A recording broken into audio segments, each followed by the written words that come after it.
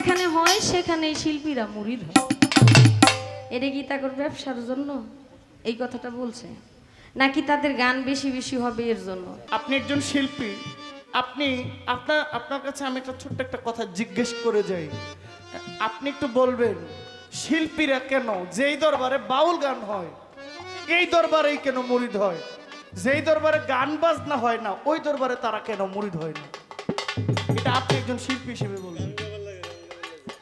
এই কথাটা বলার কারণ হচ্ছে আমাদের দেশের যত শিল্পীরা, এমন কোন শিল্পী আছে যেই শিল্পী বায়াত হইছে, মুরিদ হইছে গুরুর বাড়িতে, ওই বাড়িতে উরস হয় না, গান বাজনা হয় না? গান বাজনা যেখানে হয় সেখানেই শিল্পীরা মুরিদ হয়। এটা কি মুর্শিদ রূপে ফানা হও মন,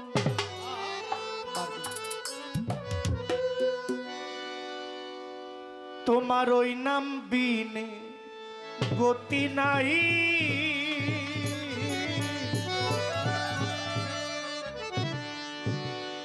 আদম সুরতের মাঝে মুর্শিদ রূপে খেলছেন সাই। ওনার গানে আছে, গুরু আপনি কি নবীর বংশধর? শুনছি মানুষকে সেজদা দেওয়া হারাম।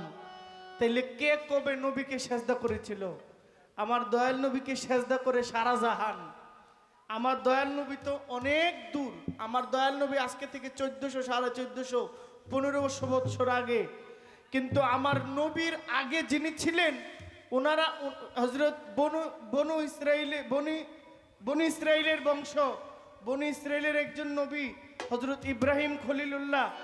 হযরত ইউসুফ নবীর নাম শুনেছেন না? হযরত ইউসুফ নবীর পায়ে তার বাবা মা সহ তার 10 ভাই মিলে সেজদা দিয়েছে। আমার ইউসুফ নবীর, উনি আল্লাহর নবী, এতে কোনো সন্দেহ নাই। পৃথিবীর মধ্যে অনেক নবীদের মধ্যে ইউসুফ নবীর নবুয়ত ছিল তার চেহারা মোবারকের মধ্যে, এত সুন্দর ছিল ইউসুফ নবী।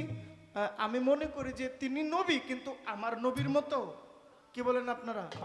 তো ইউসুফ নবীকে যদি তার জন্মদাতা বাবা, তার মা সহ তার 11 ভাই মিলে সেজদা দিতে পারে, তাহলে আমার নবীকে দেওয়া যাবে না? দেওয়া যায় না? আমার নবীজিকে গোটা বিশ্বজাহান সেজদা দেয়, আমরা দেখি। মুর্শিদ রূপে ফানা হও, ওই নাম বিনে গতি নাই। আদম সুরতের মাঝে মুর্শিদ রূপে খেলছে সাই। মুর্শিদ রূপে ফানা হও মন, ওই নাম বিনে গতি নাই। আদম সুরতের মাঝে মুর্শিদ রূপে খেলছে সাই। মুর্শিদ রূপে ফানা হও মন, ওই নাম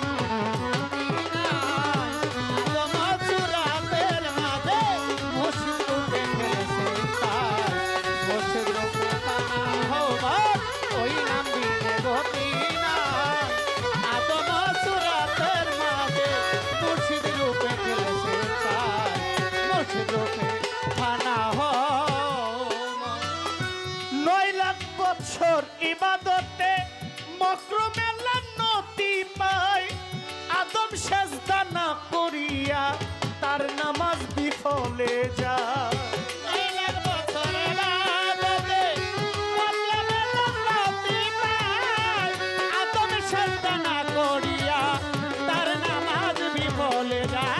মকরমে লান্নতি 9 লাখ বছর ইবাদতে মকরমে লান্নতি পায়।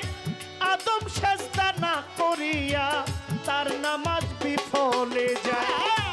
আশেক যদি পড়বে নামাজ, আশেক যদি পড়বে নামাজ, আশেক যদি পড়বে নামাজ, সেজদা দাও মুর্শিদের পায়। কুলবির মুমিন আর সে আল্লাহ, এই সেজদাটা আল্লাহ পায়। মুর্শিদ রূপে ফানা হও মন, ওই নামে গতি নাই। আদম সুরাতের মাঝে মুর্শিদ রূপে খেলেছেন সাই। মুর্শিদ রূপে ফানা হও মন, ওই নাম বিনে গতি নাই। আদম সুরাতের মাঝে মুর্শিদ রূপে চাই মুর্শিদ রূপে ফানা হও মন। আশেক তুমি রোজা রাখো, যেই রোজায় মাসুক মিলে, পীরে যাহা নিষেধ করে খাইও না জীবন গেলে। আয় আশেক তুমি রোজা থাকো, যেই রোজায় মাসুক মিলে, তোমার পীরে যাহা নিষেধ করে খাইও না জীবন গেলে। আশেক তুমি রোজা রাখো, যেই রোজায় মাসুক মিলে, পীরে যাহা নিষেধ করে খাইও না জীবন গেলে। যিনি মুর্শিদ তিনি খোদা, আয় যিনি মুর্শিদ তিনি খোদা, যিনি মুর্শিদ তিনি খোদা, হুকুম পালন করো তা। বলছে রাতার হাসর মিজান, এক পলকে হইবা পার। মুর্শিদ রূপে ফানা হও মন। আই ওই নাম বিনে গতি নাই, আদম সুরাতের মাঝে মুর্শিদ রূপে খেলেছে তাই। মুর্শিদ রূপে ফানা হও মন, ওই নাম বিনে গতি নাই, আদম সুরাতের মাঝে মুর্শিদ রূপে খেলেছে তাই। মুর্শিদ রূপে ফানা হও। আশেক তুমি ধনী হইছো, আমার মুর্শিদ সাহ আমার ধন পাইয়া। হজ তোমার করিতে হবে সামনে কাবা রাখিয়া। আয় আশেক তুমি ধনী হইছ, দয়ালের দান পাইয়া। হজ তোমার করিতে হবে তোমার সামনে কাবা রাখিয়া। আশেক তুমি ধনী হইছো, মুর্শিদার ধন পাইয়া। হজ তোমার করিতে হইবে সামনে কাবা রাখিয়া। কাবা অর্থ সুন্দর বস্তু, আয় কাবা অর্থ সুন্দর বস্তু, কাবা অর্থ সুন্দর বস্তু, ক্যাবলা অর্থ সামনে তা। মুর্শিদ কাবা সামনে রেখে লাব্বাইক আল্লাহু আকবার। মুর্শিদ রূপে ফানা হও মন। আয় ওই নাম বিনে গতি নাই, শিষ্য ওই নাম বিনে। আদম সুরাতের মাঝে মুর্শিদ রূপে খেলেছেন তাই।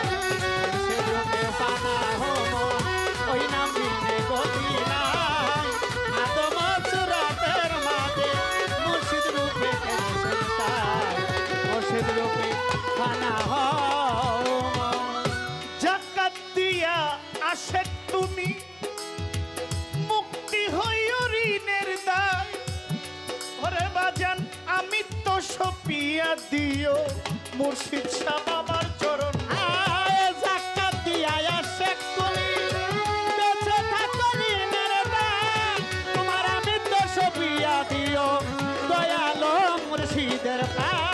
জাকাত দিয়া পাগলারে তুই, মুক্তি হইও ঋণের দায়। আমি তো সপিয়া দিও, মুর্শিদের চরণ তলায়। হযরত খাজা ইসরাইল শাহ কয়, হযরত খাজা ইসরাইল ঠাকুর, হযরত খাজা ইসরাইল শাহ কয়, হাসান তোমার বুদ্ধি নাই। কলেমার ভেদ না জানিলে একা দ্বারা চিঠিয়া নাই। মুর্শিদ রূপে ফানা হও মন। ওই নাম বিনে গতি নাই, আদম সুরাতের মাঝে মুর্শিদ রূপে খেলেছেন তাই। মুর্শিদ রূপে ফানা হও মন, ওই নাম বিনে গতি নাই, আদম সুরাতের মাঝে মুর্শিদ রূপে খেলেছেন তাই। মুর্শিদ রূপে ফানা হও। আপনার যাহা কথা ছিল এই গানে জবাব গেছে হইয়া। ছোট, আমি আশা করব আমার বাবারা আপনারা যারা আছেন আবার রিপিট কথা বলে আর বোঝানোর দরকার না এই গানের মধ্যে অনেক জবাব আছে।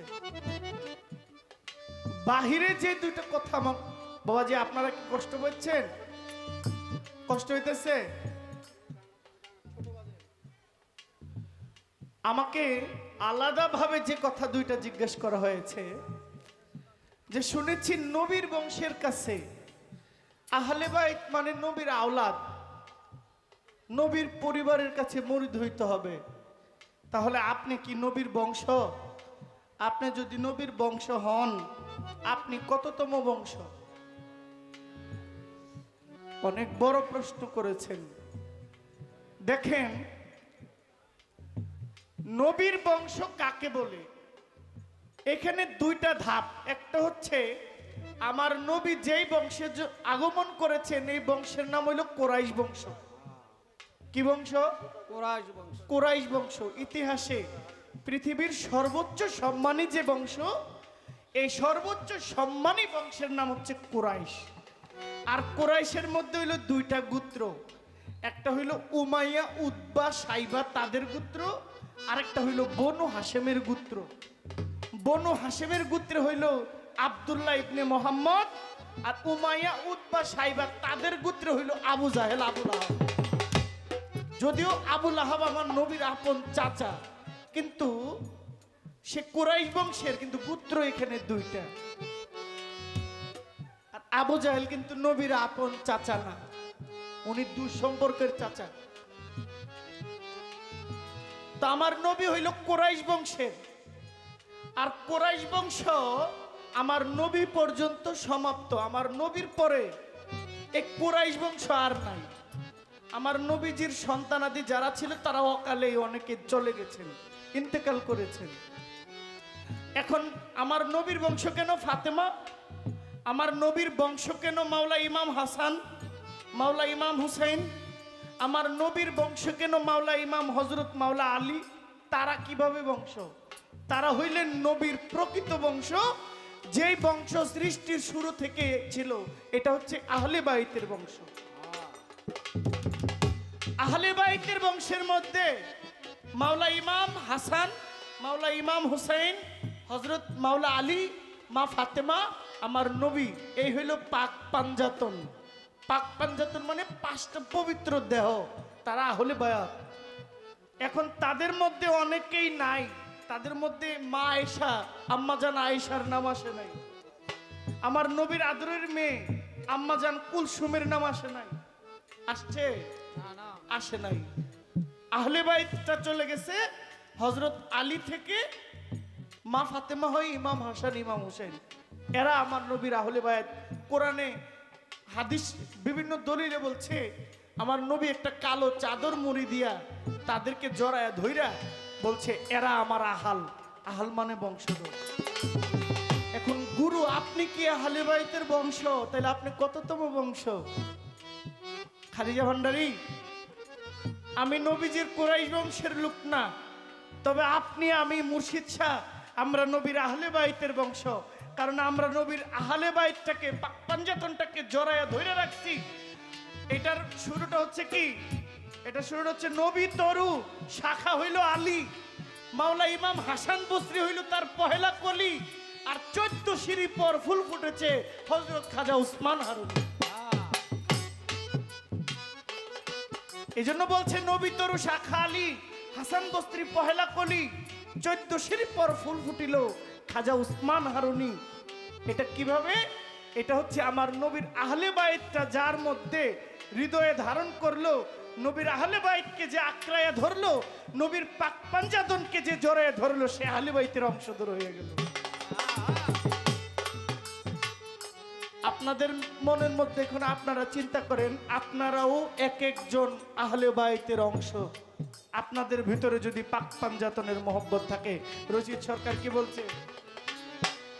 ও নবীর আহলে বাইতের প্রতি যেই বান্দার নাই মহব্বত, নবীর আহলে বাইতের প্রতি যেই বান্দার নাই মহব্বত, কাট্টা কাফের দুজখের কি নবীর শাফায়াত হইব না, নবীর শাফায়াত।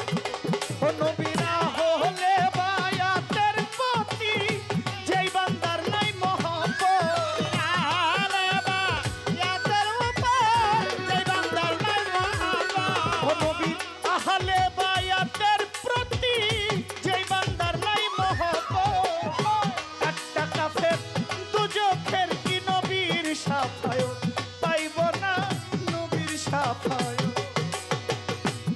নবীর আহলে বায়াতের প্রতি যেই বান্দার নাই মহব্বত, কাটটা কাফের দুজখের কি নবীর সাফাই। তাহলে আমি নবীর বংশের একজন গুরু, নবীর বংশের ওই গুরু যদি আহলে বাইতকে বুকে ধারণ না করত, সে কখনো গুরু হইতে পারত না। আর গুরু আহলে বাইতটাকে আঁকড়াইয়া যে ধরে, আমাদের দেশ গ্রামের ছেলেরা, আমি এই কথাটা এই রাজনীতির সাথে টানছি একটু বোঝার জন্য, যদিও আমি রাজনৈতিক কোনো ব্যক্তি না। আমাদের দেশে পিচ্ছি পিচ্ছি পোলাপাইন ছাত্রলীগ করে, ছোট ছোট ভাইয়েরা, এখানে অনেক ছাত্রলীগের ছেলে পেলে ভাইয়েরা আছে, তো তারা করে ছাত্রলীগ। তো তাদের একজন নেতা হইল ইউনিয়ন পর্যায়ের নেতা, ইউনিয়ন পর্যায়ের যে নেতা তার নেতা হইল থানা লেভেলের নেতা, যার থানা লেভেলে যে রাজনীতি করে তার নেতা হইল জেলা পর্যায়ে, যার জেলা পর্যায়ে রাজনীতি করে তারা করে কেন্দ্রীয় পর্যায়ে রাজনীতি। কিন্তু তারা মূলত দোহাই দেয় কার? তারা আওয়ামী সংগঠনের লোক। এলাকার একটা বাচ্চাও আওয়ামী লীগের, অক্ষরে শহর কেন্দ্রিক কেন্দ্রীয় যারা তারাও আওয়ামী লীগ, নাম আওয়ামী লীগ, এটা হচ্ছে একটা শাখা প্রশাখা। তারা ওই বঙ্গবন্ধুর কথা কয়, তারাও আওয়ামী লীগের লোক। তাহলে যারা পাক পাঞ্জাতনের কথা কয় তারাও আমার নবীর লোক, তারা আহলে বাইতের লোক। আর যারা আহলে বাইতকে বুকে ধারণ করেছে তারা হয়ে গেছে রাহাত আলী শাহ, তারা হয়ে গেছে কামরুল, তারাও নবীর বংশের লোক। আপনাকে এইভাবে না বললে আসলে এইভাবে আমি আর বলতে পারতেছি না, কিভাবে বলবো। এবার আরেক কথা আছে, আপনি বলেন কোরআনে কি বলছে? পীর ধরার কথা বলছে? অবশ্যই কোরআন বলে পীর ধরার কথা। যদি কোরআনে পীর ধরার কথা না থাকতো, এতদিনে এই দেশের মাজার মঞ্জিল সব উইরা যেত। দলিলের পাওয়ারে পারে না, দলিলের পাওয়ারের একটা হেডাম আছে, এই জন্য এখনো পর্যন্ত দুনিয়ায় পীরলির মাজারগুলো টিক্কা আছে। এখন আপনাকে আমি বলবো কোরআন শরীফে আছে, আরেক দল বলবে মানি না, তো যে মানে না তার কাছে আরো দলিল কাজের না। আর যার মধ্যে আকীদা আছে যে আমি জানি না তো কি হয়েছে, আমি জানতে চাই, গ্রামের শুক্রবারের জুম্মার দিন ইমাম সাহেবের কাছে গিয়েও যদি বলেন হুজুর আচ্ছা এই আমি দোষটা আমার কাঁধে নেই, আপনি একজন শিল্পী, আপনি আপনার কাছে আমি একটা ছোট্ট একটা কথা জিজ্ঞেস করে যাই, আপনি একটু বলবেন শিল্পীরা কেন যেই দরবারে বাউল গান হয় এই দরবারেই কেন মুরিদ হয়, যেই দরবারে গান বাজনা হয় না ওই দরবারে তারা কেন মুরিদ হয় না? এটা আপনি একজন শিল্পী হিসেবে বলবেন। এই কথাটা বলার কারণ হচ্ছে আমাদের দেশের যত শিল্পীরা আছে বেশিরভাগই যেই দরবারে গান হয়, গান বাজনা হয়, ওই দরবারে মুরিদ হয়। অথচ কাদরিয়া তরিকায় গান বাজনা নাই, কাদরিয়া তরিকায় জিকির হয়, 11 শরীফ হয়, 29 শরীফ হয়। বড় পীরের মুরিদান যারা তারা গান বাজনা করে না, কিন্তু তারা গান বাজনার পক্ষে, বিপক্ষে না, কিন্তু গান শুনে। আপনি দয়া করে একটু বলবেন শিল্পীরা কেন যেই দরবারে মুরিদ হয় ওই দরবারে, যেই দরবারে উরুস হয় ওইখানে মুরিদ হয়, যেখানে উরুস হয় না এখানে মুরিদ হয় না। আলেমদের মধ্যেও অনেকে পিরালি করে, কিন্তু আলেমদের কাছে গিয়া সহজে মুরিদ হয় না। এটা কেন? এটা আপনি একজন শিষ্য, এটা আপনি দয়া করে বলবেন। এখন আমাকে যদি দাঁড়ায় বলেন জহির পাগলা আপনি আমাকে এটা কেন বললেন, আমি বসবাস আদমের মধ্যেই স্রষ্টা সবকিছু দিয়ে দিয়েছে। এই গান ইসরাইল সাহেবের, হাসান চিস্তি সাহেবের একটি গান করলেন অত্যন্ত চমৎকারভাবে। আমার আর এখানে অভাব নাই যে এই কথাটা বলবো, যে এই কারণে এটা আমি বুঝতে পারি নাই। অত্যন্ত চমৎকারভাবে বুঝিয়েছে উনি। একটা কথা বললেন খুব সুন্দর, বলতেছে যারা শিল্পী আছে প্রথম অন্য কিছু বলতে চাইছিল, বলার পর ভাবলো না নিজেদের মধ্যেই বলি, কারণ অন্যদেরকে বললে এটা কেমন দেখায় বিষয়টা। ঠিক আছে, যে আজ পর্যন্ত এমন কোন শিল্পী আছে যেই শিল্পী বায়াত হইছে, মুরিদ হইছে গুরুর বাড়িতে, ওই বাড়িতে উরস হয় না, গান বাজনা হয় না। গান বাজনা যেখানে হয় সেখানে শিল্পীরা মুরিদ হয়। এটা কি তাদের ব্যবসার জন্য এই কথাটা বলছে, নাকি তাদের গান বেশি বেশি হবে এর জন্য? আসলে এখন কি আমি আপনাকে গুরুর আসনে দেখে বলবো না ভাই বলে ডাকবো বুঝতেছি না। হ্যাঁ কারণ গুরুকে তো আবার ভাই বলা যায় না, গুরু তো বাবার সমতুল্য, কারণ উনি তো সম্মানের পাত্র, তাকে ভাই বলার কোনো সুযোগ নাই আমার মনে হয় আর কি। শিল্পীরা মুরিদ হয় গুরুর বাড়িতে, এরপরে যেই গুরুর বাড়িতে উরস হয় সেই বাড়িতেই তারা বায়াত হয়, এর বাহিরে বায়াত হয় না কেন? আসলে এটা আসলে একদম ঠিক না। গুরুর বাড়িতে বায়াত হইলে অনেক শিল্পীরা তারা গান বাজনা ছাইরা দিয়ে শুধু গুরুর বাড়িতে গোলামি করে, এমন শিল্পী অনেক আছে। সামান্য একটা বিষয়, আপনার ওই যে জসিম খানকে চেনেন না? যদি আল্লাহকে পেতে চাই এই মন, নবী প্রেমেতে সঁপে দাও এই মন, একটা গান খুব ভালো। নবীনগর বাড়ি, অবশ্য সুর সম্রাট আলাউদ্দিন সাহেব আফতাবউদ্দিন সাহেবের বংশধর হবে তারা। তিনি বায়াত হয়েছেন মনে হয় দেওয়ানবাগির কাছে, হ্যাঁ আশিকের রাসূল দেওয়ানবাগির কাছে। উনি কিন্তু ওনার তরিকার মাহফিল ছাড়া, ভাই বোনদের মাহফিল ছাড়া কোথাও যায় না যতদূর শুনছি। ওইটা হলো আমরা যেটা সরাসরি দেখতেছি এটা। আরেকটা বিষয় হলো রমেশ শীল, আমাদের মাইজভান্ডার দরবার শরীফের একজন আমার বাবাজান কেবলার কাবার চুল মোবারক যিনি কেটে দিতেন, ওনার নাম ছিলেন রমেশ শীল। উনি গুরুকে ভালোবেসে এত অসংখ্য গান লিখছেন, ওই বাড়িতে উরস হবে গান হবে সেই আশায় কিন্তু সে গান শিখে নাই।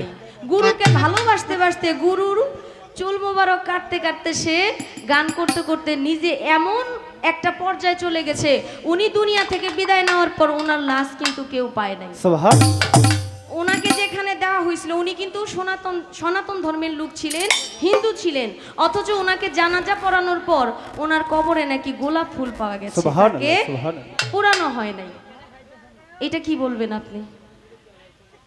আসলে আমরা হয়তো বা কিছু অর্থলোভী মানুষ আছি, অর্থলোভী শিল্পী আছি, যেই দরবার যত বেশি বড় ওই দরবারে গেলে একটু নাম হইব, বায়না একটু বেশি হইব, উস্তাদ এমন বড় ধরা হয়, বায়াত অনেক বড় জায়গায় হওয়া হয়। আসলে প্রকৃত পক্ষে যারা শিল্পী বাউল, যারা অলিকে ভালোবাসে, তারা গান বাজনা ছাইরা দিয়া গুরুর চরণের দাসী হয়ে যায়। এমন দিন আপনারও হইতে পারে, আমারও হইতে পারে। আপনি আমার জন্য দয়া করেন, আমি যেন দয়ালের জন্য গান ছাইরা দিতে পারি। ভালো যদি লাগে, ভালোই যদি পয়সা ফেলি, তাইলে আর মঞ্চে গান গাইতাম না, কয়ে দিলাম। এই যে চ্যানেল আছেন না, রেকর্ড করে রাখেন। যদি ওই অবস্থানে যাইতে পারি তাইলে আর গান করবো না। ওই যে দরবারে উরস হইলে উরসের দরবারে বায়াত হইতে হবে শিল্পীদের, এটা কোনো যুক্তিতেই নাই। আর যারা ওই দরবার দেখা বায়াত হয় তারা এক নম্বরে লুবি। অলির বাড়িতে বায়াত হব আমি আমার গুরুকে দেখা, কোনো বায়না দেখা না, টাকা পয়সা দেখা।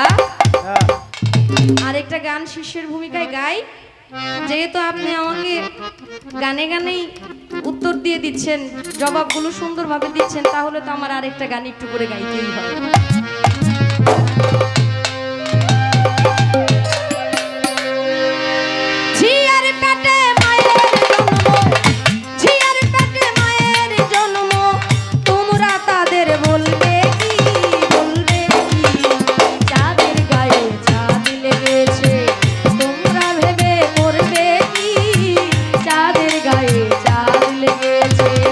আমরা ভেবে করবো কি, চাঁদের গায়ে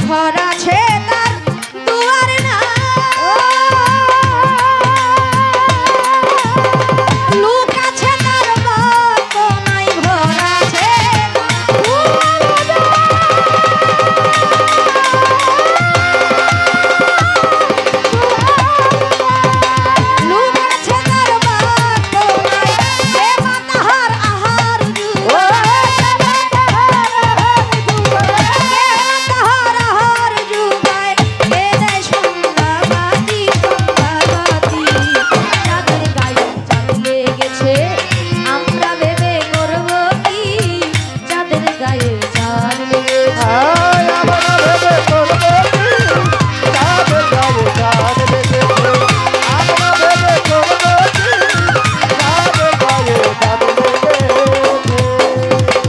লালন ফকির ভেবে বলে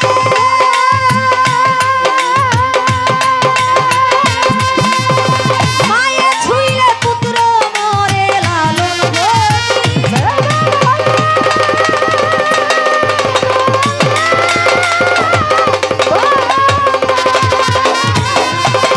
মায়ে ছুঁইলে পুত্র মরে এই কথার মান্য জানি এই কথার মান্য জানিলে হবে কি তার ফকিরি ফকিরি চাঁদের গায়ে চাঁদ লেগেছে আমরা ভেবে করব কি চাঁদের গায়ে চাঁদ লেগেছে বিয়ের পেটে মায়ের জন্ম বিয়ের পেটে মায়ের জন্ম তোমরা তাদের বলবে কি চাঁদের গায়ে চাঁদ লেগেছে আমরা ভেবে করব কি চাঁদের গায়ে চাঁদ লেগেছে আমরা ভেবে করব কি চাঁদের গায়ে চাঁদ লেগেছে আমরা ভেবে করব কি চাঁদের গায়ে চাঁদ লেগেছে।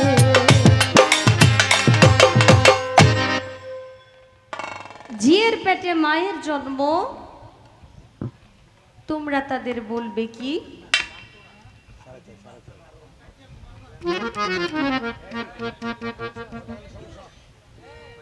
চাঁদের গায়ে চাঁদ লেগেছে আমরা ভেবে করবো কি সাইজির কালাম আসলে যারা সাধক তাদের বাণী এত সুন্দর থাকে সাধারণ জ্ঞান দিয়ে সামান্য একটুখানি জ্ঞান দিয়ে এটা বোঝার মতো ক্ষমতা নাই থাকে না।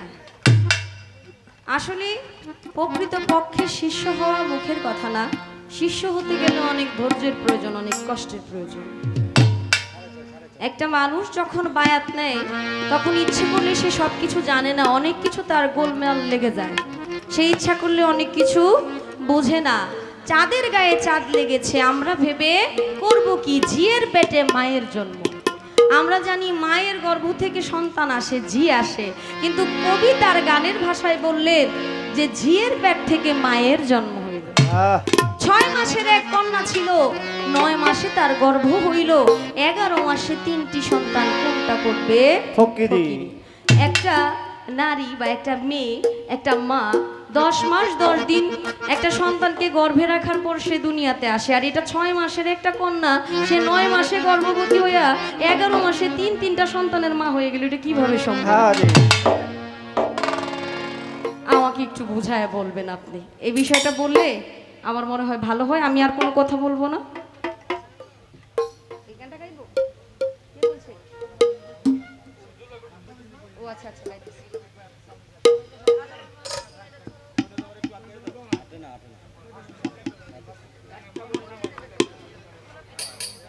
যাই হোক, যেহেতু পালা গানের গান থেকে আমি একটা গান রেখেছি, অবশ্যই এই গানের সমাধান করবে আজকে যিনি গুরুর ভূমিকায় গান করলেন বা করছেন। আমি এখন যে গানটি করব দয়াল বাবাকে নিয়ে, একটি গানও গাওয়া হয় না, এই মুর্শিদ শাহকে নিয়ে আমার শিষ্যের ভূমিকা থেকে ওই গানটা চলে আসে, এই গানটা করছি, আশা করি আপনাদের ভালো লাগবে। আসলে দয়াল ছাড়া ভক্তের আসলে কিছুই নাই, কেউ নাই।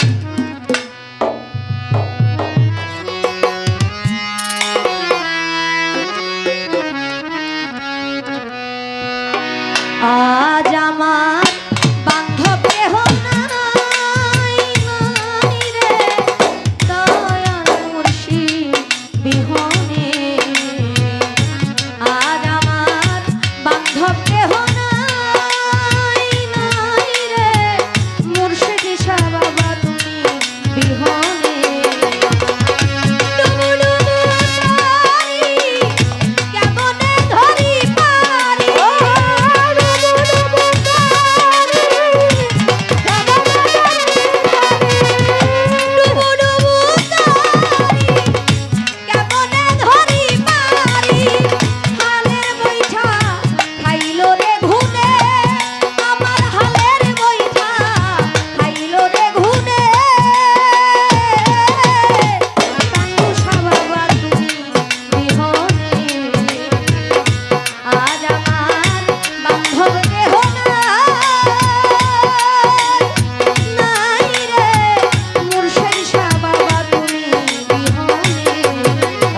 আ